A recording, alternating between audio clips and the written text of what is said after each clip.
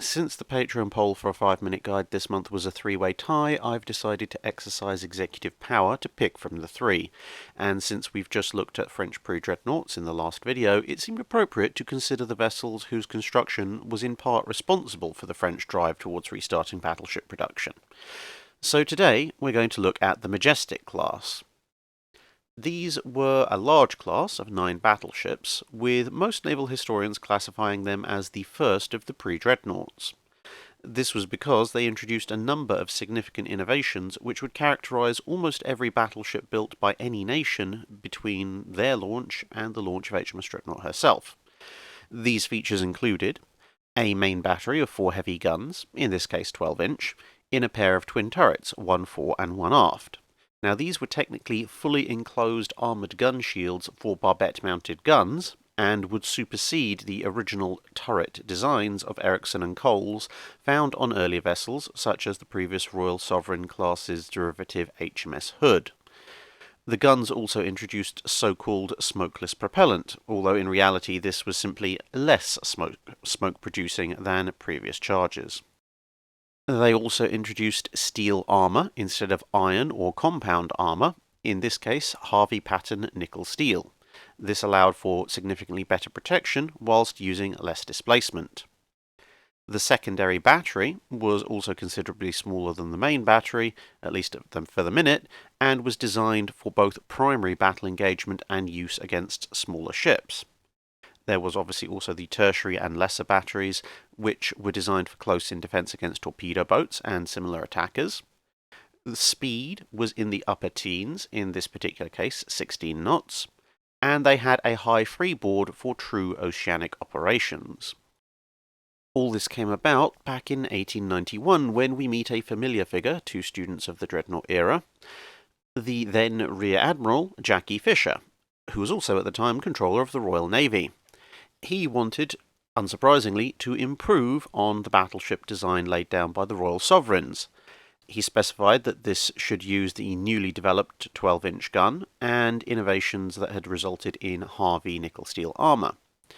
Such was the scale of the improvements in this latter aspect that although the belt itself was only half as thick as the previous class at 9 inches, it could cover more area for significantly less weight and offer better protection compared to the materials used in the previous battleships. It was this weight saving that allowed for some of the other advanced features, including for the gun barbettes to be enclosed in armoured gun shields. The ship's total armament would therefore consist of 4 breech-loading 12-inch 35 caliber guns in twin turrets, one forward and one aft, a secondary battery of 12 quick-firing 6-inch 40 caliber guns in 2 levels of casemates amidships, a tertiary battery of 16 quick-firing 12-pounder guns, and a further 12 quick-firing 2-pounder guns. These smaller weapons were placed in a variety of casemates, turret roof mounts, and in fighting tops. Lastly, there were 5 torpedo tubes, 4 submerged, and unusually for battleships, 1 in a deck-mounted launcher on the stern. Initially, the turrets were designed with pear-shaped barbettes, but the last 2 ships of the class would have circular barbettes, which we're more familiar with, and these also allowed ammunition to be brought up and loaded at any angle of turret traverse, as opposed to the earlier ships, which had to return their turrets to the fore and aft positions in order to bring up further ammunition. Coal-powered engines would drive the ships at 16 knots via 2 shafts, with another 2,000 horsepower and an extra knot available on call if forced draft was used. Forced draft is basically the same process you use to heat up a coal forge fire by forcing air through it. Initially, 3 ships were ordered under the 1892 programme, but due to delays with the main guns, the 3rd ship, Renown, was redesigned and would be completed as a second-class battleship. But public perception that the Royal Navy was falling behind its rivals led to 7 more being ordered in 1893.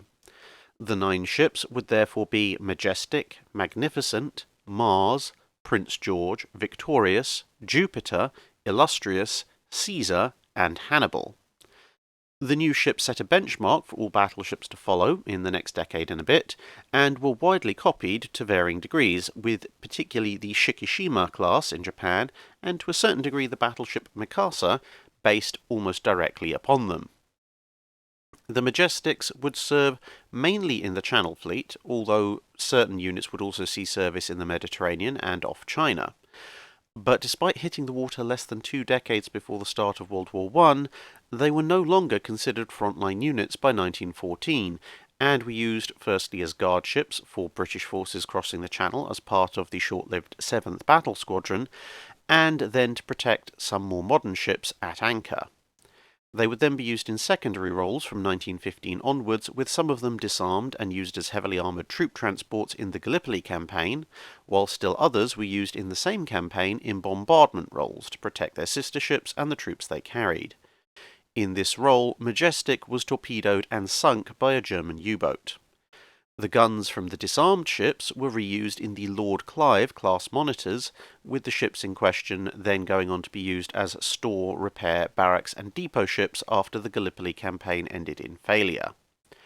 HMS Caesar would have the longest active combat career, being employed as a guard ship on the Gibraltar, North America and West Indies stations, then seeing active service in the Adriatic Squadron and Aegean Squadron, before finally becoming a depot ship supplying the White Russian forces in the Black Sea in 1919, thus becoming the last Royal Navy pre-dreadnought to actively serve overseas.